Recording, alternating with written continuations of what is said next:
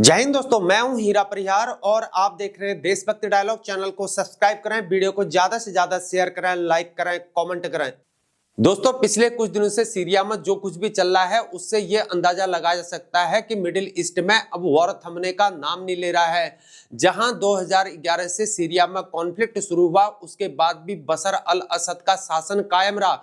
बशर अल असद ने अपनी सत्ता को बचाने के लिए रशिया, ईरान और यहां तक कि लेबनानी हिजबुल्लाह ऑर्गेनाइजेशन से मदद ली थी। इन्होंने विद्रोही ऑर्गेनाइजेशन के खिलाफ बशर अल असद की मदद की थी। ये ऑर्गेनाइजेशन जिहादी अतिवादी इस्लामिक स्टेट से लेकर कई और अन्य वेपनरी ऑर्गेनाइजेशन से बिलोंग करते थे। एक न्यूज के अनुसार इनकी हेल्प अमेरिका और खाड़ी देशों के अमीर सरकारों के द्वारा इनको मदद मुहैया कराई जाती थी।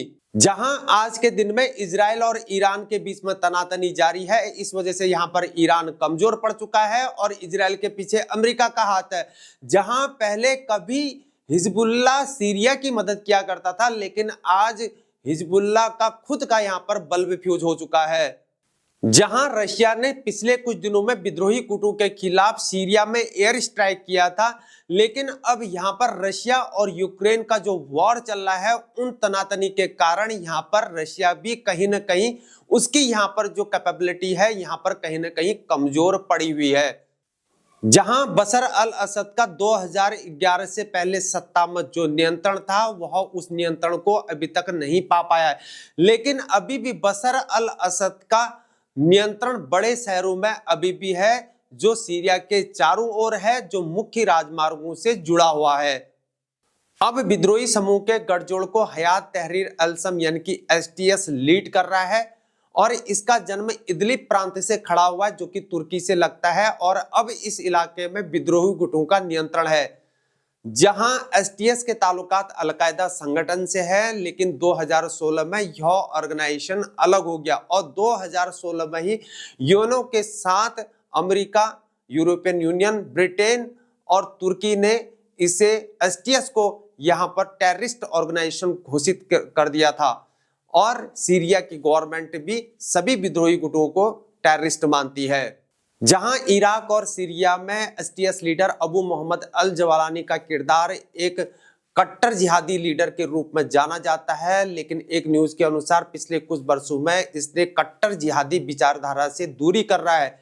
इस प्रकार जवालानी ऑर्गेनाइजेशन अपनी रिब्रांडिंग कर रहा है ताकि लोगों को लुभाया जा सके और इस प्रकार अब वह कट्टर जिहादी विचारधारा से यहां पर परहेज कर रहा है, जिहादी भाषा बोलने से यहां पर परहेज कर रहा है।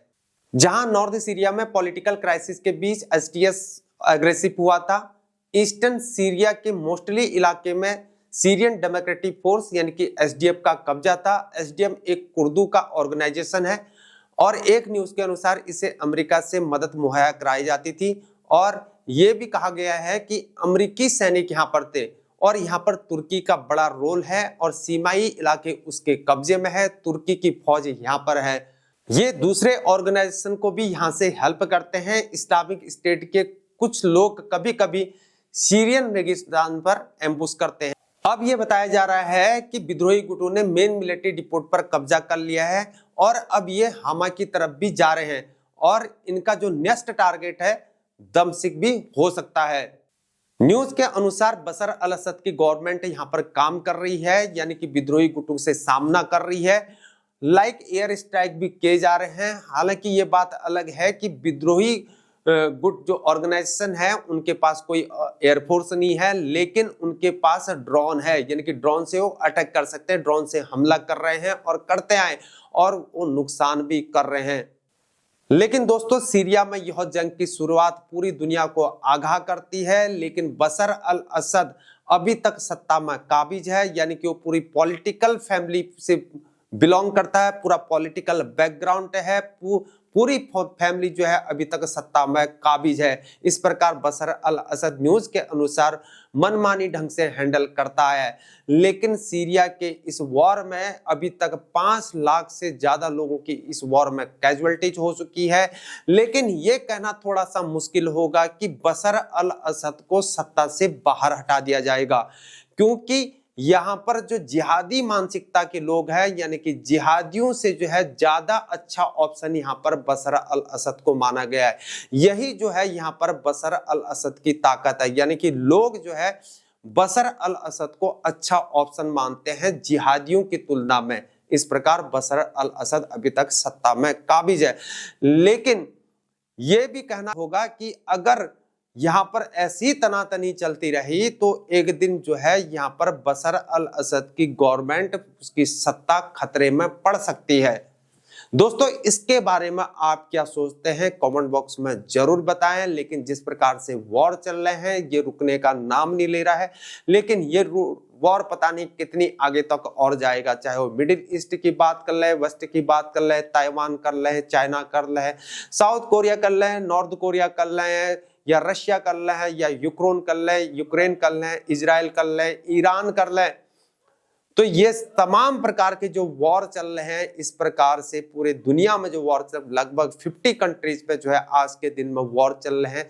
कहीं पर जो है सिविल वॉरफेयर चल रहा है, तो कहीं पर इस प्रकार के बॉर्डर टेंशन चल रहे हैं, तो कहीं पर कहीं कुछ चल रहा है।